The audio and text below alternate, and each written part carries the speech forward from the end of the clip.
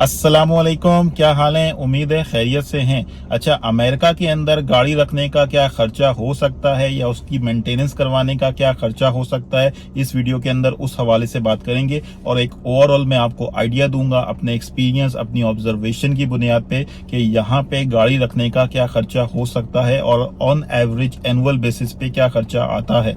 यहाँ अमेरिका के अंदर बहुत सारी चीजों के हवाले से सहूलतें हैं, जिंदगी की बहुत सारी सहूलतें मुयस्सर हैं, बहुत सारी चीजें आराम से मिल जाती हैं, बहुत सारी चीजों के हवाले से फैसिलिटीज मौजूद हैं। लेकिन जो एक चीज मैंने यहाँ पे नोटिस की है, जितना भी मेरा यहाँ का एक्सपीरियंस है, पिछले 7 साल से ज्यादा मैं यहाँ पे रह रहा हूँ, तो जितना भी मेरा ये सारा एक्सपीरियंस रहा है, जो चीजें मैंने ऑब्जर्व की हैं, तो एक चीज के हवाले से मुझे हमेशा प्रॉब्लम नजर आई है कि यहाँ पे चीजों को रिपेयर करवाने में, उनको मेंटेन रखने में, खासकर अगर हम गाड़ियों की बात करें या किसी और इलेक्ट्रॉनिक्स आइटम की बात करें, तो काफी ज्यादा खर्चा आ जाता है। तो अगर आप किसी के पास जाओगे, किसी ऑटो वर्कशॉप पे जाओगे, तो वहां पे लेबर का जो खर्चा है, लेबर कॉस्ट है, और वो सारा जो मेंटेनेंस का जो काम करवाना है अपने, उसमें बहुत ज्यादा खर्चा हो जाता है। और खासकर अगर खुदा ना खास्ता अगर कोई एक्सीडेंट हो जाए या किसी और तरह का कोई मसला हो जाए, जो लोग ऑटो पार्ट से या गाड़ियों के जो मामलात हैं इससे अगर वाकिफ हैं, तो उनको पता होगा कि गाड़ियों में डिफरेंट तरह के पार्ट्स होते हैं और उसमें अगर कोई पार्ट खराब हो जाता है या उसको किसी तरह से रिप्लेस करना होता है, उसको रिप्लेस करने में अगर थोड़ी सी कॉम्प्लिकेशंस हैं, इन अ सेंस कि वो इजी टू इंस्टॉल नहीं है या वो बिल्कुल सामने सामने से नहीं है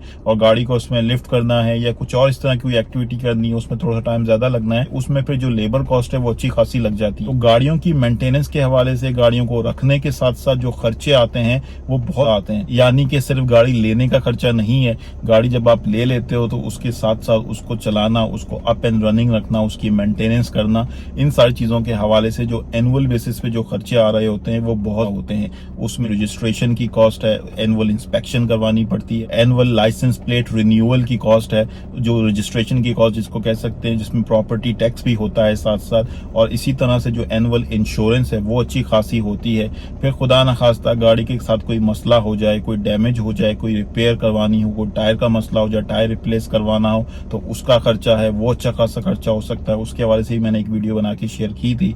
इसी तरह से जो ऑयल चेंज है, आपको 4 महीनों के बाद, 5 महीनों के बाद, या डिपेंडिंग ऑन कितने नंबर ऑफ माइल्स आपकी गाड़ी चली है, जो ऑयल चेंज करवाना पड़ता है उसका खर्चा है। यहाँ पे ये सारे खर्चे गाड़ी रखने के साथ साथ आते हैं और ये अच्छी खासी कॉस्ट है। तो ये हंड्रेड्स ऑफ डॉलर में ये कॉस्ट बनती है, और जितने अच्छे मॉडल की गाड़ी होगी, जितनी नई गाड़ी होगी या जितनी बड़ी गाड़ी होगी, उसके साथ ये कॉस्ट जाएगी और ये कॉस्ट हजारों में जा सकती है। ठीक है, हजारों डॉलर में जा सकती है ये कॉस्ट। उसमें सबसे जो मेन कॉस्ट होगी वो इंश्योरेंस की कॉस्ट होगी, और उसके साथ जो सेकंड नंबर पे जो कॉस्ट आती है वो आपकी लाइसेंस प्लेट रिन्यूअल, रजिस्ट्रेशन और प्रॉपर्टी टैक्स की कॉस्ट आती है।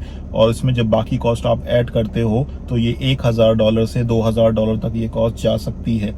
अगर मैं आपको मिसाल दूं, कल मेरी गाड़ी के साथ एक थोड़ा सा मसला हो गया। मैं रोड के ऊपर गाड़ी टर्न कर रहा था, मैं एक तरफ रॉन्ग वे चला गया, तो मैंने वापस जब टर्न करने की कोशिश की और थोड़े जल्दी में टर्न करने की कोशिश की, हालांकि मुझे नजर आ था कि साइड पे साइड वॉक है, तो मैं थोड़ा सा अंदाजा लगाया था कि शायद मेरी गाड़ी पूरी सी टर्न हो जाएगी, पूरा जो है वो यू टर्न होके वापस आ जाऊंगा मैं इसी रोड के ऊपर। लेकिन अनफॉर्चुनेटली जो पैसेंजर साइड है वो जाके साइड वॉक से लगी और उसका जो टायर जाके लगा और टायर का जो साइड वाला हिस्सा है वो लगा, उसमें थोड़ा सा वेयर भी आ गया है। लेकिन एनीवेज तो वो सारी चीजें हो गई, मैं वहां से निकल आया। खैर उसके बाद मुझे इतना अंदाजा नहीं हुआ कि गाड़ी के अंदर कोई मसला है। फिर बाद में जाके मैंने नोटिस किया कि यार मुझे ऐसा लग रहा है कि मेरा स्टीयरिंग व्हील जो है, अगर मैं सीधा रखता हूं तो मेरी गाड़ी लेफ्ट की तरफ जा रही है, लेफ्ट की तरफ टिल्ट हो रही है, लेफ्ट डायरेक्शन में जा रही है। तो मुझे ऐसा खदशा हुआ कि शायद गाड़ी जब लगी है तो उसकी वजह से ये जो स्टीयरिंग व्हील है, इसकी जो अलाइनमेंट है वो खराब हो गई है। इसे व्हील अलाइनमेंट करवानी पड़ेगी और इसको सही करवाना पड़ेगा।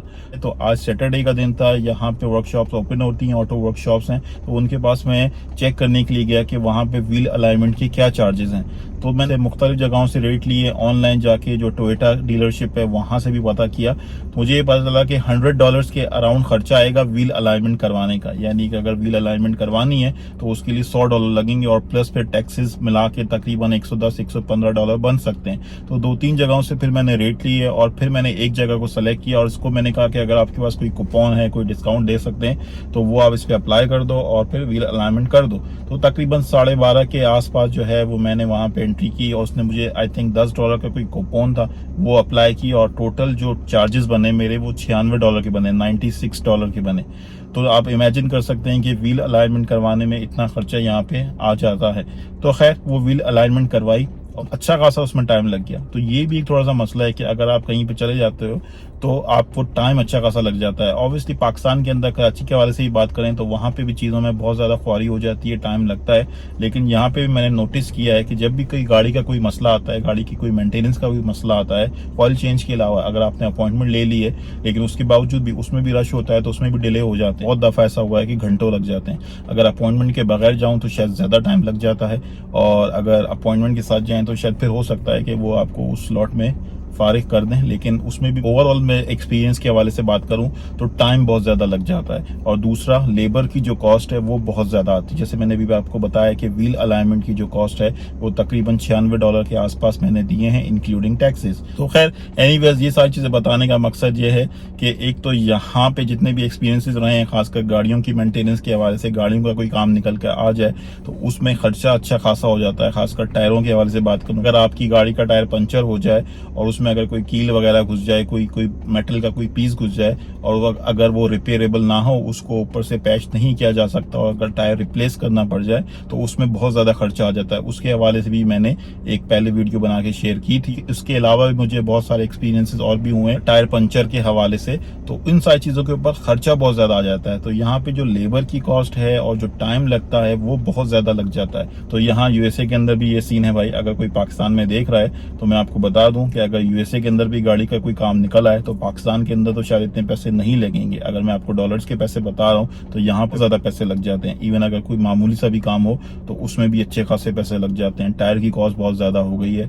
इसी तरह से ये बाकी जो सर्विसेज हैं, ये व्हील अलाइनमेंट की बात कर लें, इवन ऑयल चेंज करवाना है, अगर जो रेगुलर ऑयल चेंज है उसमें अगर आप किसी प्रॉपर डीलरशिप के साथ करवा रहे हो, अगर आप लोकल पाकिस्तानी से करवा रहे हो तो यहाँ पे भी आई थिंक $40-45 वो भी ले लेता है। और अगर किसी डीलरशिप के पास चले जाओगे तो फिर वो खर्चा और बढ़ जाएगा क्योंकि उनके अपने रेट्स होते हैं फिर। तो ये सारा सिलसिला है भाई। तो ये सारी चीजों के हवाले से यहाँ पे बहुत ज्यादा खर्चा होता है। तो इस वजह से मैं हमेशा दुआ करता हूँ कि अल्लाह ताला इन चीजों से बचाए, इन सारे मसलों से बचाए, अदरवाइज ये सारे खर्चे करने पड़ जाएंगे। तो यू कैन इमेजिन कि यहाँ यूएसए के अंदर कार मेंटेनेंस के हवाले से काफी ज्यादा खर्चे हैं। अच्छा यार, तो ये एक ओवरऑल आइडिया देने के लिए ये सारी इन्फॉर्मेशन मैंने आपके साथ शेयर की कि पाकिस्तान के अंदर इन सारी चीजों के हवाले से तो खर्चे होते ही हैं, ये सारी कॉस्ट आती है। लेकिन यहाँ यूएसए के अंदर गाड़ी रखने के साथ साथ ये जो सारे खर्चे होते हैं, ये जो सारी कॉस्ट आती है, ये ज्यादा आती है। ये जो मेरी अपनी पर्सनल ऑब्जर्वेशन है, जो मेरा अपना पर्सनल एक्सपीरियंस है, या जहां तक मैंने एक अंदाजा लगाया है ओवरऑल, यहाँ पे जो गाड़ी रखने की जो कॉस्ट है, जो उसकी मेंटेनेंस की कॉस्ट है, उसके जो टैक्सेस हैं, इंश्योरेंस के जो खर्चे हैं, वो बहुत ज्यादा हैं कंपैरेटिवली पाकिस्तान में। जो मेरा एक ओवरऑल ऑब्जर्वेशन और एक्सपीरियंस रही है। ऑब्वियसली आजकल के हालात बहुत ज्यादा चेंज हो गए हैं, बहुत सारी चीजों के हवाले से चीजें बहुत ज्यादा मुख्तलिफ हो गई हैं। और आई डोंट नो कितने लोग इंश्योरेंस करवाते हैं, नहीं करवाते। और जो गाड़ियां पाकिस्तान के अंदर होती हैं वो कंपैरेटिवली छोटी भी होती हैं, उसमें वो सारे फैक्टर्स भी हो सकते हैं। उसके साथ साथ आजकल के जो हालात हैं वो बहुत ज्यादा चेंज हो गए हैं, तो उसके हिसाब से चीजें हो सकता है चेंज हो गई हो। तो मेरा बहुत ज्यादा वहां पे एक्सपीरियंस नहीं है मेंटेनेंस के हवाले से या मेंटेनेंस के खर्चे करने के हवाले से। और जिन लोगों के पास अच्छा खासा एक्सपीरियंस है, जिन लोगों के पास गाड़ियां हैं जो उसको मेंटेन करवाते हैं, उसको मेंटेन रखते हैं, सारी चीजों का ख्याल रखते हैं, तो वो कमेंट्स करके अपना एक्सपीरियंस, अपना जो भी उनके थॉट्स हैं वो शेयर कर सकते हैं, बता सकते हैं कि नॉर्मली मंथली या एनुअल क्या कॉस्ट आती है किसी एक गाड़ी को मेंटेन करने के लिए, छोटी गाड़ी को मेंटेन करने के लिए या बड़ी गाड़ी को मेंटेन करने के लिए ऑन एवरेज क्या कॉस्ट आती है पाकिस्तान के अंदर। उसमें प्रॉपर्टी टैक्स भी हो सकता है, उसमें और बाकी खर्चे भी हो सकते हैं, उसकी मेंटेनेंस की कॉस्ट भी हो सकती है, कोई वेयर एंड टेयर के हवाले से भी खर्चा हो सकता है। ठीक है, so that's it from my side. Thank you very much, good bye, अल्लाह हाफिज।